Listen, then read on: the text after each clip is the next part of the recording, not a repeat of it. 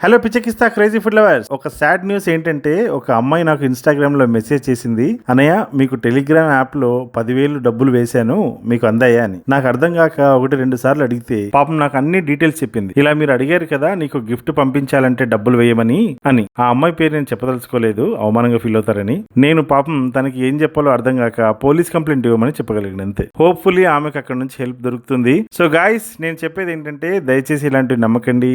నేను ఎప్పుడు ఎవరిని డబ్బులు అడగలేదు, ఆ అవసరం నాకు ఎప్పుడు రాలేదు. ఫస్ట్ ఆఫ్ ఆల్ నాకు టెలిగ్రామ్ యాపే లేదు. ఆ ఐడియట్ ఎవరో చూద్దామని నేనే వేరే ఫోన్ లో నుంచి మెసేజ్ చేశాను వాడికి. వాడు నైజీరియన్ అట. వాడు చాట్ ఇదిగోండి, పిచ్చెక్కిస్తా బాబీ అని లోగో పెట్టుకున్నాడు చూడండి. నేను మెసేజ్ చేశాను, బాబీ గారు నేను మీ రెసిపీస్ కి ఫ్యాన్ అండి అని. వాడి కమెంట్ చూసారా, I believe I reply to your comment on my channels అంట. అలా కంటిన్యూ చేస్తుంటే కాసేపు అలా మాటల్లో పెట్టి ఏదేదో మాట్లాడుతుండగా పెట్టాడండి, పిక్ 1 బాక్స్ గాడిది గుడ్డు అనుకుంటూ. అంటే మన ఇండియన్స్ అంటే అంత ఎదల్లా కనిపిస్తున్నారా ఈ అవుట్డేటెడ్ నైజీరియన్స్ కి?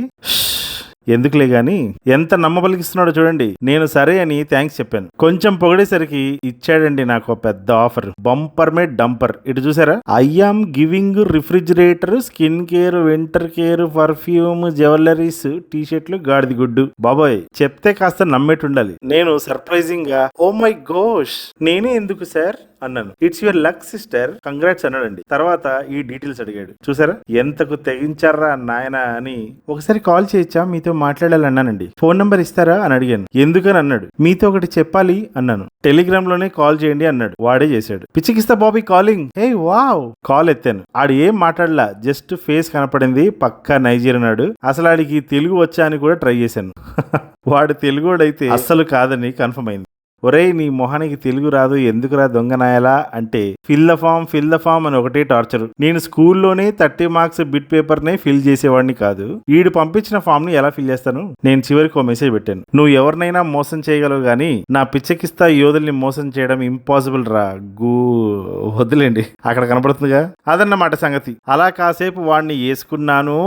వదిలే. అదొకటే కాదు, వాడు చాటింగ్ చివరిలో వాడు నాతో ఛాలెంజ్ చేసి కొన్ని మాటలు అన్నాడు. అవి స్క్రీన్ షాట్ పెట్టాను చూడండి. డబ్బులు కలెక్ట్ చేసుకోవడానికి రెడీగా వాడి దగ్గర పిచ్చెక్కిస్తా బాబీ సబ్స్క్రైబర్స్ ఇంకా 20 మంది ఉన్నారంట. ఆల్రెడీ 37,000 డబ్బులు నొక్కేసాడంట సబ్స్క్రైబర్స్ నుంచి. సో గాయస్, నేను మీకు బోర్ కొట్టించుండొచ్చు, లేదా మీ టైం తినేసి ఉండొచ్చు, కానీ ఒకటి గుర్తుపెట్టుకోండి, మీరు కష్టపడి సంపాదించిన డబ్బులు అంత ఈజీగా ఎవరిని పడితే వాళ్ళని నమ్మేసి ఇచ్చేయకండి. ఇదంతా స్క్రీన్ రికార్డ్ చేసి మీకు ఎందుకు చూపించాల్సి వచ్చిందంటే అసలు మోసం చేసే వాళ్ళ కాన్వర్సేషన్ ఎలా ఉంటుందో పాపం తెలియని వాళ్ళకి ఇది ఒక ఎడ్యుకేషన్ లాంటిది. అండ్ మోర్ ఓవర్ నేను కమ్యూనిటీ పోస్ట్ లోనో లేదా ఇన్స్టాగ్రామ్ లో పెడితే చాలా తక్కువ మందికి రీచ్ అవుతుంది. అందుకే ఇలా వీడియో చేసి పెట్టాను. దయచేసి నన్ను క్షమించండి ప్లీజ్. ఇలాంటి నమ్మకండి. పిచ్చెక్కిస్తా బాబీకి టెలిగ్రామ్ లేదు, యూజ్ చేయడు. Please be safe with your hard and money. వాడు నైజీరియన్ అయితే నేను ఇండియన్, అందులో తెలుగోడిని సింపారెత్తను ఏమనుకుంటున్నాడు. ఓకే అండి, నేను బిర్యానీ ప్రాసెస్ లో ఉన్నాను. సూపర్ అంటే సూపర్ యమ్మీగా తయారైంది. ఇప్పుడు తినాలి ఎగబడి. కమింగ్ వీక్ పోస్ట్ చేస్తాను చూసేయండి. Be safe, love you all. ఉంటానండి.